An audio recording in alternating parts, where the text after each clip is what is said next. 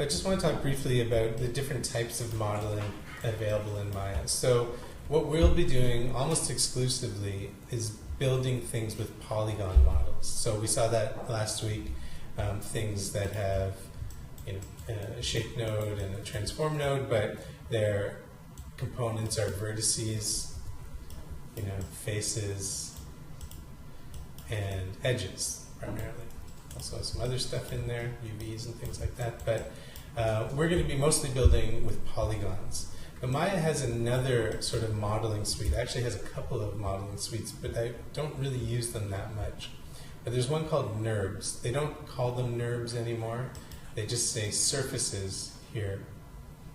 But if we go into create, you can see NURBS primitives here. So when I tell you to create a primitive, I usually mean a polygon primitive. There are NURBS primitives up here that look just the same, but they're very different in their construction. So if I create a cube, for example, looks like a cube. So that's a NURBS cube over here. I just learned something new the other day. I can make an annotation. NURBS. Oh, that's kind of a little arrow pointing at it. So now if I create a polygon cube,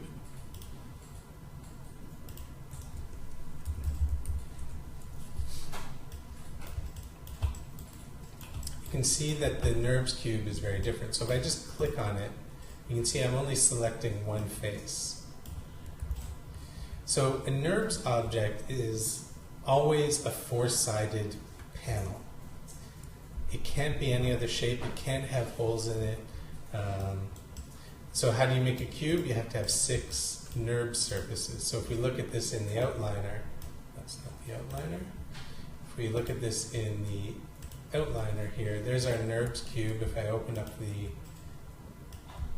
I spin down the thing here, we can see there's a top, bottom, left, right, front, back. So how do you get to outliner? Outline, these will all be under Windows, any kind of window you need. So Outline is one of the main ones, so it's in the root here. So that open. So a NURBS surface, you can see, is made up of these separate things. If I go in and create a NURBS cylinder, it's also just a four-sided plane, but it's wrapped around itself. It's just wrapped into the shape. So it can't have a top or a bottom, because it wouldn't be possible to unwrap that into a four-sided shape. So create.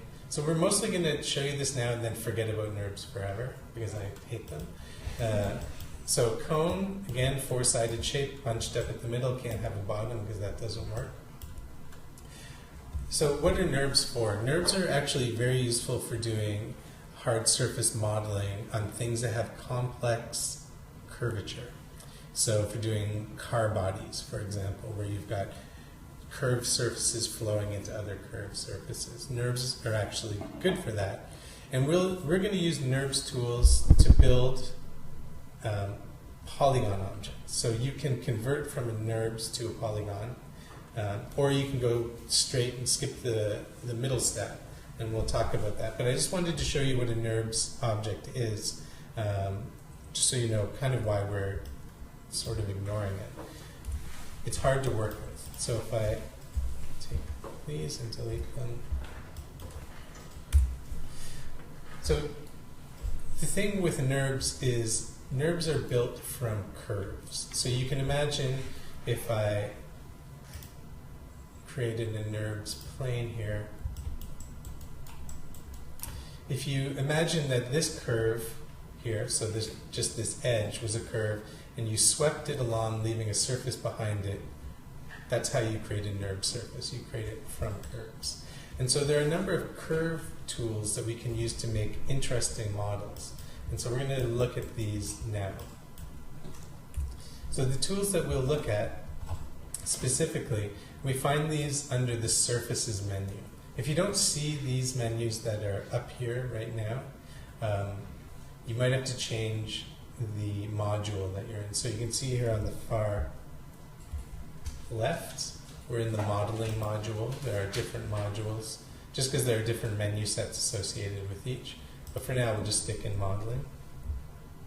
And again, you can also access all of these things by holding down the space bar, and then every menu is available to you in the hotbox here. So surfaces is here, for example. So I'm just going to tear off this menu.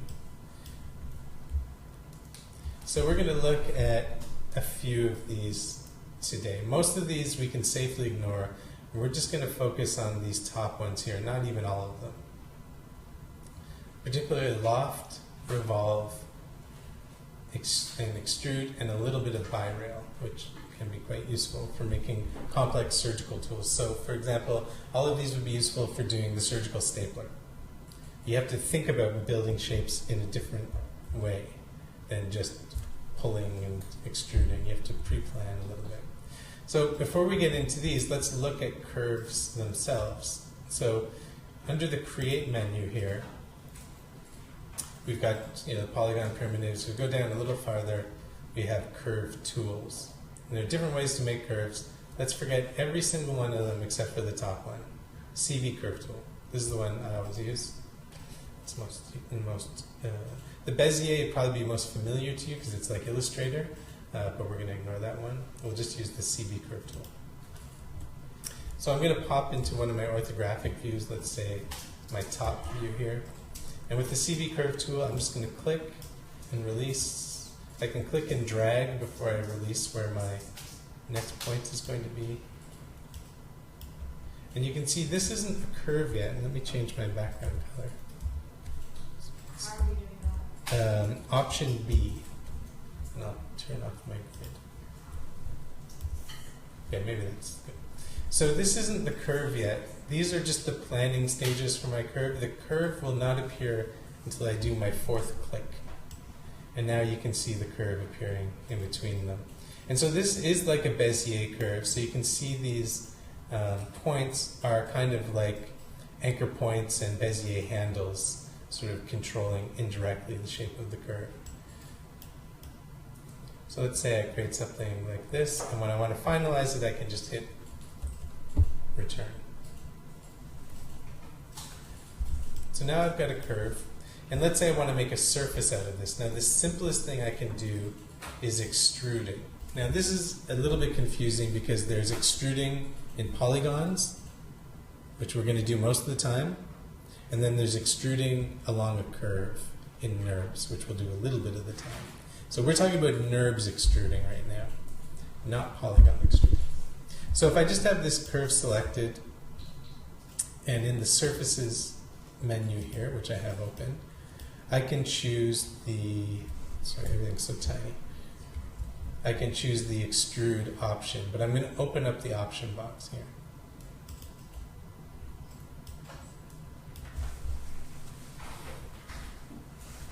So what extrude does is just take a curve, move it, and leave a surface behind, depending on the shape of that curve. Okay? So for now, we're just going to change this to distance, and we'll make it extrude out a certain distance, let's say 12 units. And what direction is it going to be in? Let's say the, I don't know what my axes are here. The x-axis. So that's good. Rotation, no. Scale, no. And then output geometry. So now you can leave it at NURBS, or we can change it to polygons. I'm just going to change it to polygons for now. Actually, no, I'm going to leave it at NURBS because there's some explaining to do there. So now if I do that, extrude, so it's created a surface. It's taken that shape and moved it 12 units. We've moved the curve over and left a shape behind. So now we can see the shape here. But what's interesting about this is that there's still history on this curve. So there's history on the construction of this. So if I actually select the original curve that I used, and I right-click, and you can see it's different than polygons. We don't have edges and things. We have control vertex, control vertices. Now if I select these control vertices and I change their shape, you can see the shape of the resulting surface also changes because there's still construction history between the shape of the curve and the resulting surface. Does that make sense? Capiche? Good. So if we're happy with the shape and we no longer want to link this to the shape of the curve, we can just select the curve and delete it, and now there's no history between them. But if I undo that, the other way I can do it is select the surface, and this is one of those important buttons, under Edit, Delete by Type, History. And that will break the construction link between the curve and the object, and any other history on the construction of that surface. So now if I select the curve, and I select its vertices, it doesn't make a difference because the construction history has been deleted.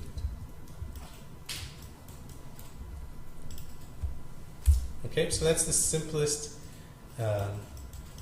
form of creating, a way of creating an object. Now that created a NURB surface, we'll talk about converting it to a polygon later on.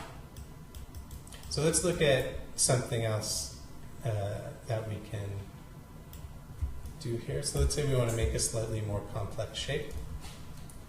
I'm just going to look in my front view, and I'm going to, again, use my CV curve tool. I don't know which one of the shortcuts it is. Just go here.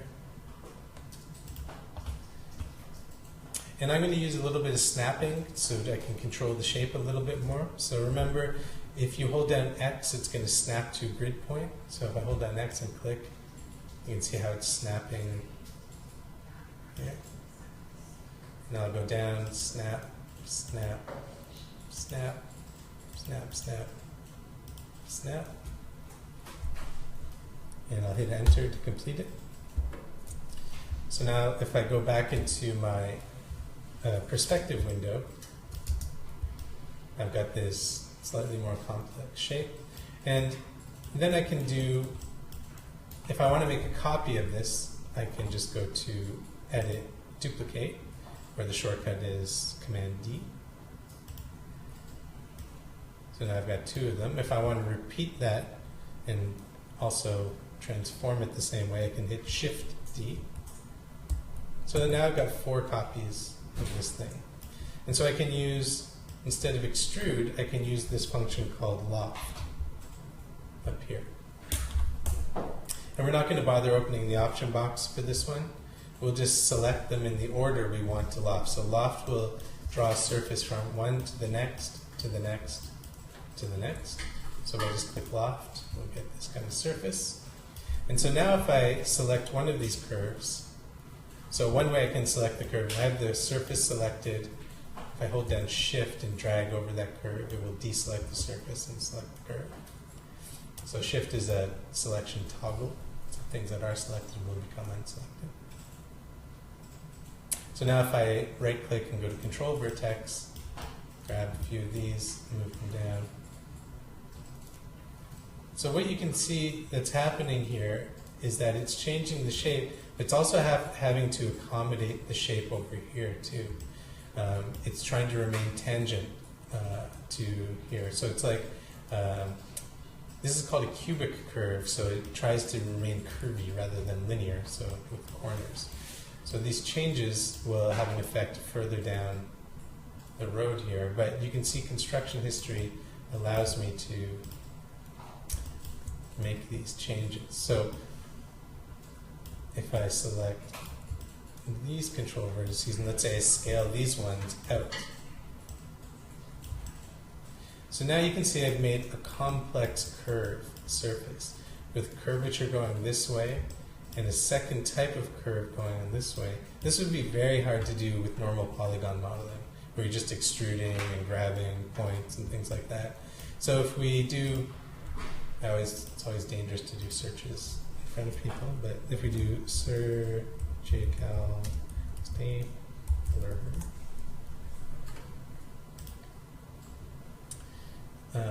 let's see, now these ones are all pretty. So let's say this one, for example, this kind of curvature here, and there's sort of a saddle shape going the other way. That would be difficult to do with polygon modeling, the typical tools that we showed before. So you might want to start with these NURBS tools to make the initial complex shapes. When I was a BMC grad, I had to model this thing. I remember doing this one. And using these NURBS tools to make these complex shapes here. Now this one actually could be done kind of easily with polygons. But this thing, like with this weird curvature down here and this surface, it might be easier to start with the NURBS surface by lofting between profile curves, something like that. Where's the lofting option? Under surfaces? Under surfaces, the very top one. So I have these blue lines that are left over after I can move it around. Those look, so, okay, so that's a good question. So let's see what we've got going on here. So we have our 4 curves, right, on mine, and I'll show you the same thing happening on mine. Oops. So we've got our 4 curves. Come on. Got our 4 curves here. And then we have our lofted surface here. So I'm just going to hide my curves for a sec. And if I click just on the lofted surface, you can see it's got, what are these called in NURBS? They're called segments, I think. So there's a segment right where each curve was. So if I right-click on the object, so on the surface, it also has control vertices, just like a curve. A NURBS object is a 3-dimensional curve, essentially. So I can go in and I can move its control vertices around and also elicit changes in its shape. And if I now bring back my curves, you can see they don't match the shape anymore, and I'd be left with these blue lines hanging around. So those blue lines hanging around are the original construction curves, but you've made changes to the actual shape of the object. So there is still construction history on this, so if I select that curve and select the CV, it's going to still make a change on this object, but it also has to consider the change you made to the object directly itself. Does that make sense? Okay. So when you're working with NURBS objects, you want to make changes to the curves first before you start going in and making changes to the actual object itself. And then when you delete history, you can do that. But we're ultimately going to convert these into polygons, so we'll look at that in a minute. Let me just delete this. So oops, don't do that. Oh, my curves are hidden. Okay. So one thing that often happens by accident, so now I've got 4 curves that are different.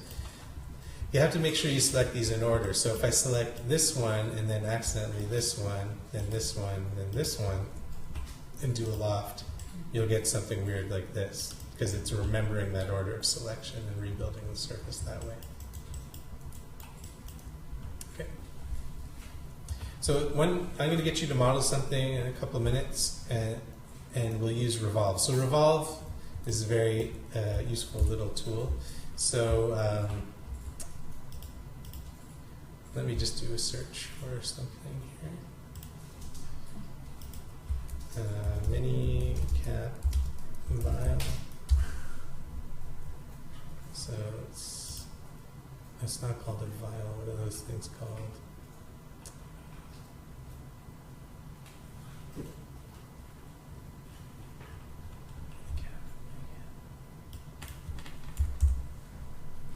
No, that's stupid. Okay, so let's just do a vial. Okay, so something like this.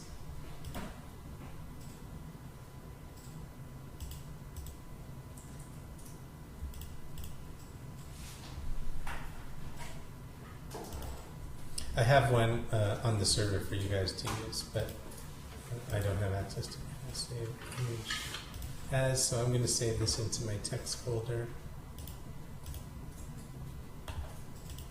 So let's say I want to model that thing. So let's, in the front view, remember how we put image planes into views by going under View of that panel, Image Plane, and import an image.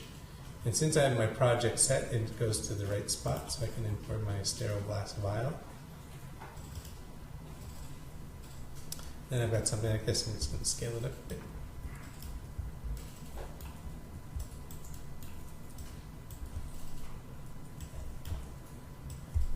So this is an image plane, and in the channel box here you can see it's got a number of qualities.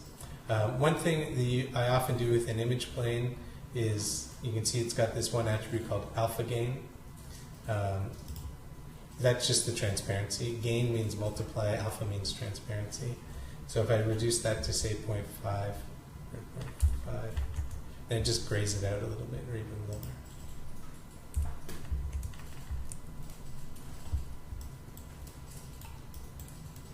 So I just want to use this as a guide for modeling. And so you can imagine that this is a round surface, and I could take a curved shape of its profile and revolve it around, right? So that's why I wanted an image right from the side. So I'll give you one to work on in a bit. Let me just watch this part for now. So I'll do it the wrong way first. So I'll create a CV curve. And I'm just going to ignore the cap. I'll just model the glass part down from the shoulder, the neck into the shoulders. So I'm just going to click. And if I want to do a tight corner, I just need more CVs close together, right? So it takes a little getting used to use this. I should really be snapping to the grid points to make my life. How do you edit those points? Okay, that's good. I'll show you that in a sec. So normally what I suggest is just do it wrong and then fix it later. So if I just click. Now I want to get it right in the midpoint here on this midline, sort of the sagittal midline here. And if I hit return, so now it's finished, right? If I want to edit it, if I just right click, so it has to be selected. If I right click, I'm going to control vertex now and then select these points and move them around. So we can do it that way. So I'm just going to grab this display layer and put it on, I'm going to grab this image plane and put it on a display layer here, which we looked at a little bit last week. Let's call this IP for image plane. And just hide that. So now I have a curve here. And so if I select this curve and go to Surfaces, Revolve, and I'll open the options.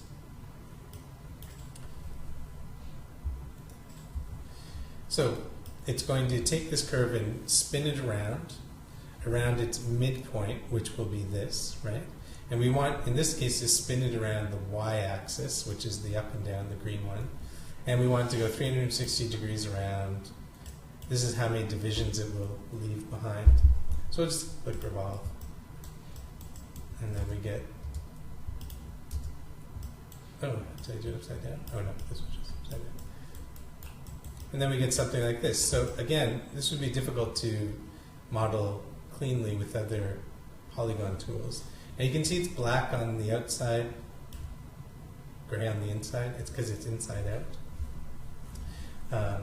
We'll fix that when we turn it into a polygon. So just ignore this part for now. I'm going to fix it for now, but we'll fix it the right way later on. So I made the right shape here, but the mistake that I made was that it's got no dimensionality. It's infinitely thin, right? If we want this to render like real glass, it has to have some thickness. And now Maya is not a volumetric thing. It can't actually fill space, but I have to have two sides, the inside and the outside. So I'm going to do it the right way this time. So just delete this curve, and I'll do it again. So to do it the right way, I'll start at the bottom down here. I'll use my CV curve tool. How do you snap? So to snap to a grid point, so the crossing of these grid points, you hold down X. And you can see up here, it's activating this little thing. So you can just click that on and leave that on too, but usually X just allows you to toggle it on and off. So we want this one to be snapped to the midpoint. Then I'll do another one here, let's say. Now I can just be a little more freeform. If I hold down Shift, when I create the next one, it'll try and go straight up from the last one. Do that again here, and then I'll start clicking freely.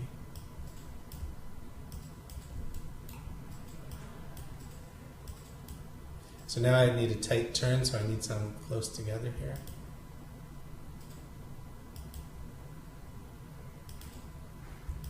So now I'm modeling the inside of the glass. So we're going through the shoulder. I'm trying to maintain the thickness here. This might be a smarter way to do this by duplicating this curve and offsetting it and attaching it or something, but I can't be bothered. Works just as well. And again, I want to go right in the middle here. Hit return. Hide my image plane. So now I've got something like this. Now if I think it's a little too thin up here, of course I can go into Control Vertices and just tweak it a bit. And I can do this after I've revolved it as well, right? So go back to Object Mode, select this, and Surfaces, Revolve. So now we get the same thing, but now there's thickness to it. And so it will render correctly when we put a glass shader on it. It will refract light properly because it's a double-sided surface. But it's hollow? It's hollow on the inside. Let's go in. Take a look. There, we're inside, in between space. The upside down. You guys watch Stranger Things? That's essentially what you were seeing was my autobiography. I was that nerdy kid in the next room. Can you add anchor points, I guess, after you've made the curve? Good question. Yes, you can. So if I just go into 3 mode, sorry, 1 mode, no, 4 mode. Yeah, I want to see through. So there are my curves, or there's my curve here. So if I select that. So when I select the curve, you can see the rest of the model turns purple. That means that it is historically bound to whatever I have selected. So if I go into Control Vertex mode, I can still change the shape of it. So let me smooth this out again.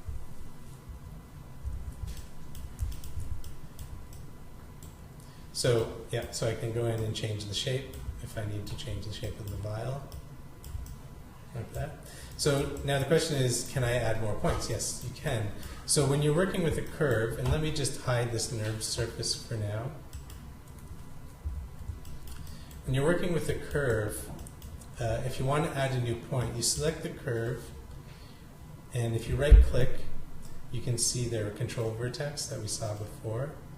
Edit points, object mode, forget this, and then curve point. So if I click on this, now I can select a point anywhere along the curve, even where there were no CV curves before. So if I go there and release, it leaves the little dot behind. If I hold down Shift, I can put another one. And now this isn't finished yet. I've just selected points on the curve. And I can go now to Curves, Insert Knot. And now there are 2 new curve points there. So the working with NURBs and curves is much more mathy. You have to be more precise with this sort of stuff. With polygons, it's a lot more freeform. But this is a good way. The way I look at it is using these NURBs tools is a good way to build your base structure, especially a complex curved surface. And then you go into polygons and you start tweaking and adding details and stuff like that. Okay, I'm going to let you guys work on something in a second, but there was something else I wanted you to know. Oh yes, converting to polygons. So let's unhide this. This will just take a second and you can try this out. I'm just going to delete the history of this thing, and I can do that just by selecting the curve and deleting that. So this is a NURBS object. And I don't want to keep it this way because I can't, extrude faces out from it. I can't do cuts through it easily and that sort of stuff. So at this point, I want to convert it to a polygon. So I'll select this, and anytime you want to turn something into something else, it's under the Modify menu. And specifically under the Convert section down here. So Modify, Convert. So now it's the first one on the top of the list because it gets used all the time. And so let's open the option box here and see what's happening. Okay, so first of all, the type of polygon faces you want. We almost never want triangles, so we'll change that to quads. And then there's a thing called the tessellation method. So tessellation just means to turn into triangles. So you're tessellating. And because a NURB surface is different than a polygon surface, it's not made up of faces, it's just made up of math. It's like the difference between Illustrator and Photoshop. Photoshop are just addresses and colors. Illustrator are curves that define mathematical construct of a shape. So we're going from Illustrator to Photoshop here. We're rasterizing, essentially. So we want to turn to quads, and then there are different tessellation methods. So let's just look at them, and we can change them as we go. I'll just turn it on General and just tessellate and see what we get here. I'm going to just hide this NURB surface for now. So there's how it turns out. So perfect, right? That didn't work at all. So let's select this, and in the history we still have the NURBS tessellate function. That's the modify thing that we just did. And I'll open it in the attribute editor, will I? Yes. And I'll zoom in a bit. So, under advanced tessellation options, so remember we chose quads, and then we chose general, and then here are the general tessellation options. And so, I'm going to draw something on the board. Okay. So a NURBS object, this is the little thing to remember about NURBS and curves. So if this is a curve, it's got a U direction. Starts at 0, ends at 1. Okay?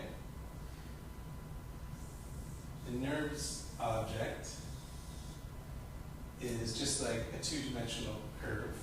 So it's got a U direction here and a V direction here. Starts at 0, ends at 1, ends at 1. Right?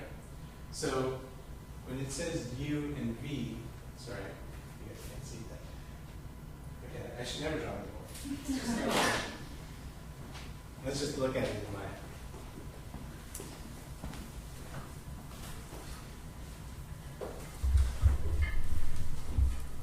So if I just create a NURBS plane,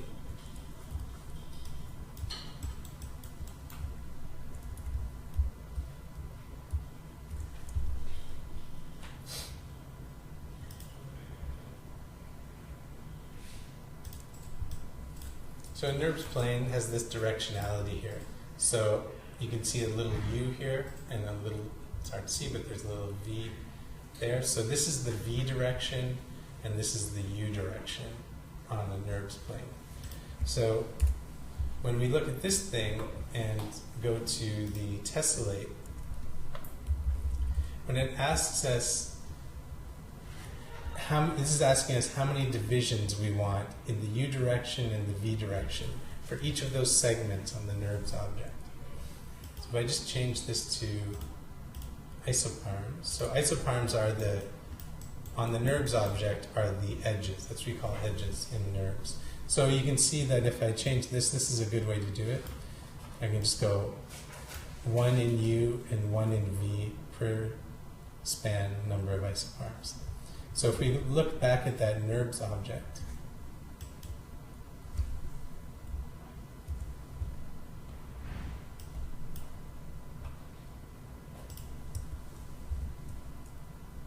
I'm just going to move it over.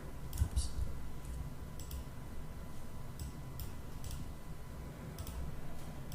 Oh, I can't separate them because they're bound to each other. But this is the NURBS object here, and these are called isoparms on the NURBS, so the edges, and the span is the space between them.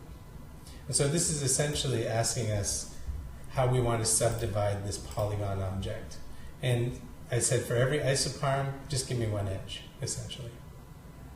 So the other way you could convert this is using fit. But you can see what happens here is it does an adaptive fitting. So where there's more change in curvature, it gives more polygons. But then we have 4-sided polygon, then a 5-sided polygon here, which is bad. So I never use that.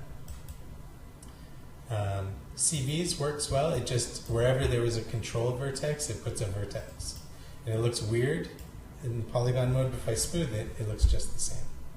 So I either use general at 1-to-1 span to split per span, or CVs.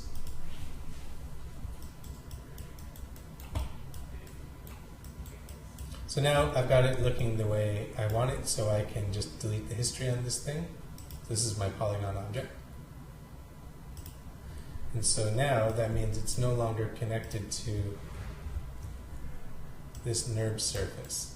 So I can make changes to the NURB surface and it will have no effect on the polygon object.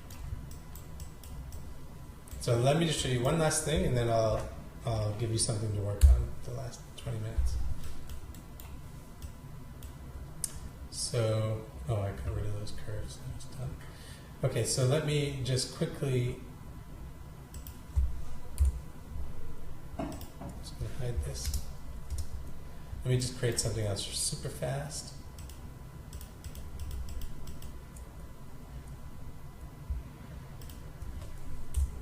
So let me, if I want to revolve this again, just go to Surfaces, Revolve. Instead of making a NURBS object and then converting it to a polygon object afterwards, you can change the output geometry of any of these NURBS tools directly to polygons. And then you'll see the same things as the conversion settings. So again, we want quads and we'll just leave it at control points. So now if I revolve this, I automatically get a polygon object.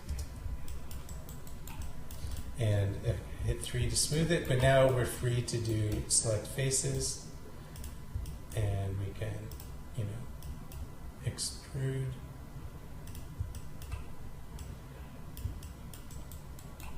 Look, there's your hand. There's the thumb right there. So you can see it's a good way to start to make this relatively complex shape, and then you've got all of the polygon tools at your disposal. So, yeah, was there a question? Yeah, sorry. Why would you do NURBS instead of polygons? Well, it's actually kind of a holdback from a long time ago. Primarily, mine used to be, it was famous for its NURBS, in that you could do product design like cars and medical devices using NURBS to make those complex shapes that other programs couldn't do. But now, and this is before it was easy to smooth polygons on screen, so it was a long time ago. But now that it's so easy to smooth polygons and you can see what it looks like when you smooth it, that polygons have become the primary way of modeling. But those NURBS tools are still very useful. And there are some design programs, I think, like doing CAD and things like that, that still relies on curves and the mathematically constructed surfaces rather than the polygon surfaces, which are just locations in space. So there's still a use for it, but for us, we don't really use it that much. So when we're making our things, would you recommend us to do NURBS and then convert? I just turned on the polygon output method now. I did the conversion just to show you that it's the exact same settings. But yeah, there may be a reason for you to use NURBS at some point in the future. There are some things you can do with them that are difficult to do with polygons. Like when I did my MRP way back when, the whole thing was NURBS, just because it was the only way to get smoothly flowing objects, because to smooth a polygon on screen was more than the computers could really handle. So it's not an issue anymore. We can subdivide on screen easily. So what I want you to do now, we've got 15 minutes before we take a break for lunch, and we can continue this afterwards. But on the server, under shared, SH, yes. And our class, msc2016, and our year 2016, and today's date. I have a few things that you can model. So the first thing was mini column cap. That's what it was. So here's not a perfect side view of one of these things. You know, this is for like DNA samples and stuff. I want you to model this. So you can see that part of it can be easily revolved. Well, two parts. You can revolve the cap, and then you can revolve the body.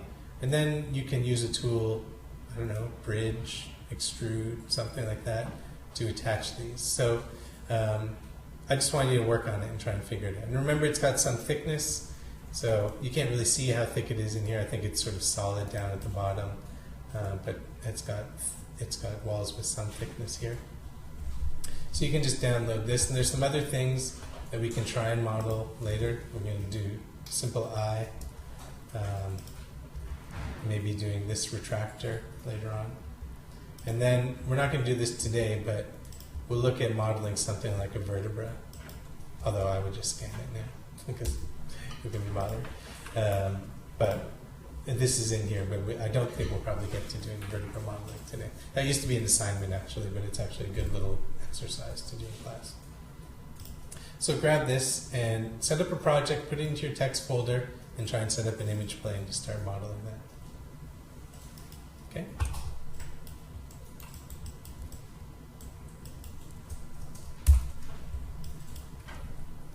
I'll be right back.